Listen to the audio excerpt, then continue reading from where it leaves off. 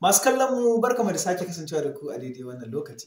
Kamar koyaushe, a yau ma. Ƙungiyar ƙwallon ƙafa ta Barcelona na sa ido sosai kan ɗaukar ɗan wasan Real Betis Guido Rodriguez. Rodriguez mai shekaru 30 ya zama ɗan wasa na kyauta a wannan kaka, kuma ana sa ran Real Betis zai bar ƙungiyar a kaka. Sai dai Barcelona za ta fuskanci gogayya daga ƙungiyar Napoli da wasu manyan ƙungiyoyin Turai wajen siyan ɗan wasan na Argentina. Tuni dai Barcelona ta fara duba yiwuwar siyan ɗan wasar a kasuwar musayar 'yan wasa da aka buɗe a watan Janairu.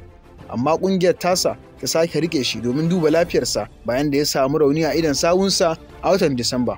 Shi ko ɗan wasan tsakiya na Brazil Casemiro ya bayyana cewa lokacin da zai bar ƙungiyar ta Real Madrid, Carlo Ancelotti ya yi kuka a gabansa bayan da ya samu labarin cewa ɗan wasan ya yanke shawarar barin ƙungiyar ta Real Madrid inda zai koma Manchester United a shekarar 2022. To anan ma, ƙungiyar ƙwallon ƙafa ta Juventus na tunanin ɗaukar ɗan wasan Manchester United, ɗan wasan da yake taka leda yanzu a Getafe, Mason Greenwood, don ƙarfafa kai hare-haren ƙungiyar a kaka. Ƙungiyar ta Serie A tana neman ɗan wasan gaba, kuma ta gamsu da yadda Greenwood ya taka rawar gani a Getafe, inda ya zira ƙwallaye 6, sannan ya taimaka aka ci 5 a wasanni 26 da ya buga. Ɗan wasa Greenwood mai shekaru 22 yana da kwantiragi da Manchester United har zuwa watan Yuni shekarar 2025, amma ya koma Getafe a matsayin aro na tsawon kaka a kakar da ta gabata bayan da tsohon dan wasan na Ingila ya sha wuya a lokacin da ake bincikensa kan laifin yunkurin yin fyaɗe.